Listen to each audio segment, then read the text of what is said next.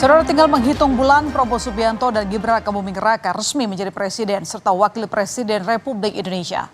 Masyarakat pun menanti realisasi janji-janji yang digaungkan saat kampanye.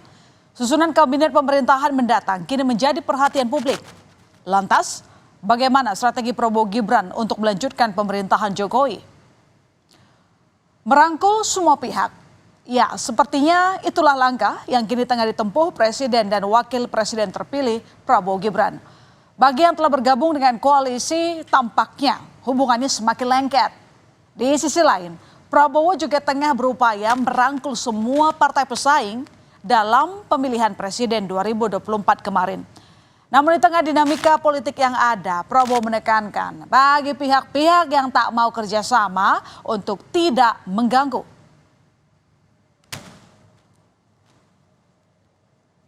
Yang tidak mau diajak kerjasama tidak apa-apa. Kalau ada yang mau nonton di pinggir jalan, silahkan jadi penonton yang baik. Tapi kalau sudah tidak mau diajak kerjasama, ya jangan mengganggu. Orang lagi mau kerja kok. Kita mau kerja. Nah, pernyataan Prabowo kemudian ditanggapi politisi PD Perjuangan Deddy Sitorus yang menilai bahwa pernyataan itu perlu diklarifikasi sendiri oleh Prabowo.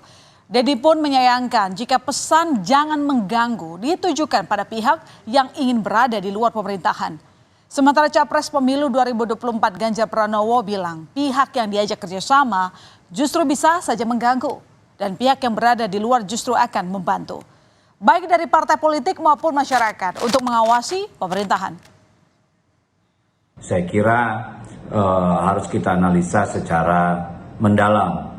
Apakah yang dimaksud beliau adalah mereka-mereka yang ingin menggagalkan program-program pemerintah, atau yang dimaksud adalah kekuatan-kekuatan politik yang tidak mau bergabung dalam gerbong pemerintahan, artinya menjadi bagian dari kabinet gitu ya.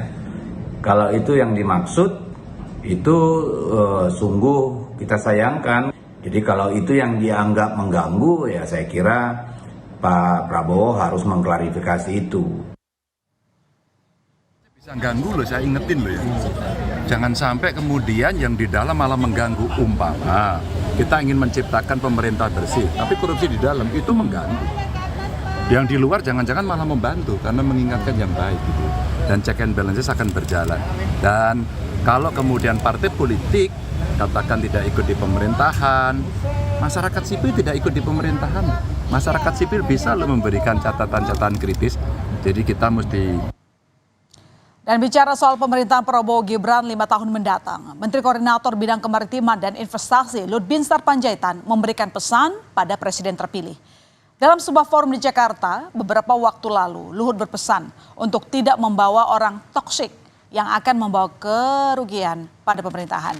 Di lain waktu, ia pun menjelaskan pernyataan tersebut tidak ditujukan untuk orang tertentu, melainkan sebagai pengingat agar Prabowo selektif dalam memilih anggota kabinet yang bisa bekerja dengan baik. Menyikapi pernyataan Menko Marves Luhut Binsar Panjaitan, Presiden Joko Widodo pun mengaku sepakat. Jokowi menilai pesan yang disampaikan Luhut adalah hal yang benar untuk diadopsi oleh pemerintahan Prabowo Gibran nanti. Namun soal siapakah yang dimaksud orang toksik, Jokowi meminta hal itu ditanyakan langsung ke Menko Marves Luhut Binsar Panjaitan. Sementara Capres Pemilu 2024 Anies Baswedan menyatakan bahwa perbedaan pemikiran atau gagasan bukan berarti buruk. Anies juga mengaku cenderung menghindari diksi yang merendahkan atas perbedaan pandangan. Tidak boleh ada orang-orang toksik begitu di pemerintahan. Ya benar dong. Jadi sebenarnya benar ya. Benar. Arahnya kemana Pak? Hah? Ya ditanyakan kepada yang menyampaikan. Tanyakan ke Pak Luhut. Seperti apa melihat? Pikiran boleh berbeda, gagasan boleh berbeda, tapi satu hal, hormati perbedaan itu. Emang orang toksiknya dimaksud hormati.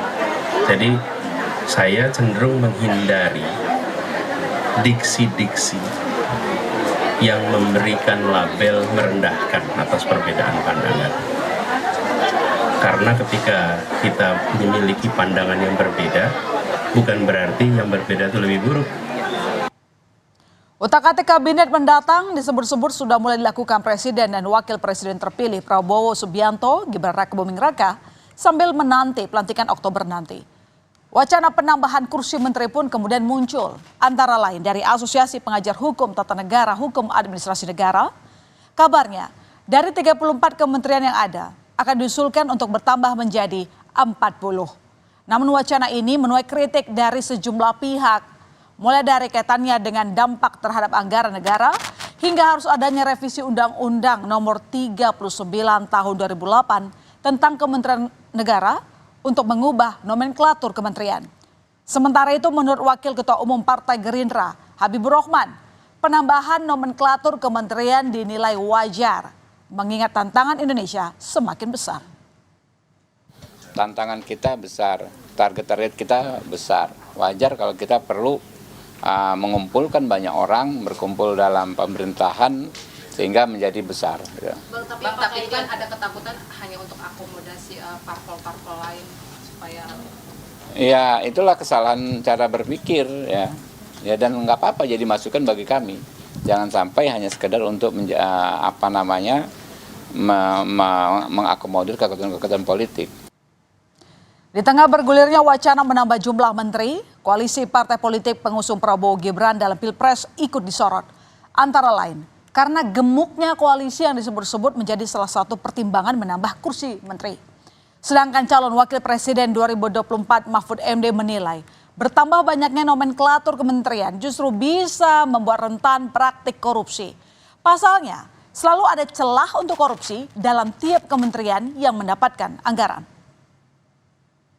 Dulu kan 26, jadi 34, nah ditambah lagi. Besok pemilu yang akan datang tambah lagi jadi 60, pemilu lagi tambah lagi. Karena kolusinya semakin meluas dan semakin minta rusak nih negara. Tapi semangatnya bukan terus bagi-bagi kekuasaan gitu, semangatnya itu membatasi jumlah-jumlah pejabat setingkat menteri. Karena semakin banyak itu semakin banyak sumber korupsi, itu semua anggaran. Ya tentu harus dirubah dulu undang-undang tentang kabinet itu, tentang apa namanya, kementerian lembaga, karena itu jelas itu 34. Kenapa sampai 40 itu untuk akomodasi partai politik yang mengusung Pak Prabowo Gibran itu gimana? Tapi itu artinya bukan lagi kabinet kerja namanya, bukan second kabinet, tapi kabinet yang lebih sangat politis. Kalau Bapak lihatnya begitu juga? Ya tentulah kalau hanya. Setelah urusan kursi menteri, persoalan posisi Jokowi dalam pemerintahan mendatang ikut menjadi pertanyaan. Akankah ia benar-benar menjadi penasehat presiden seperti yang telah banyak dibicarakan publik? Presiden Jokowi enggan banyak berkomentar soal ini. Ia bahkan menegaskan saat ini dirinya masih fokus bekerja sebagai presiden. Bapak disebut sebagai aset Pak Prabowo, Pak. BPA juga, Pak. Tanggapannya gimana? Tanggapannya Pak. Pertimbangan Agung. Ini saya itu masih jadi presiden sampai masih 6 bulan lagi loh. Masih presiden sekarang ini. Ya sekarang masih bekerja kayak gini ditanyakan. Semua kelembagaan sekarang sedang dikaji, ada beberapa lembaga yang mungkin perlu diperkuat, tapi juga ada beberapa kelembagaan yang juga sedang dipelajari untuk digabungkan dengan kementerian yang ada atau dilebur atau malah dilikuidasi.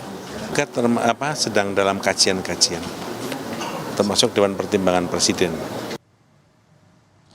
Dalam upayanya merangkul semua pihak, Presiden terpilih Prabowo Subianto disebut-sebut akan bertemu dengan Ketua Umum PDIP Megawati Soekarno Putri.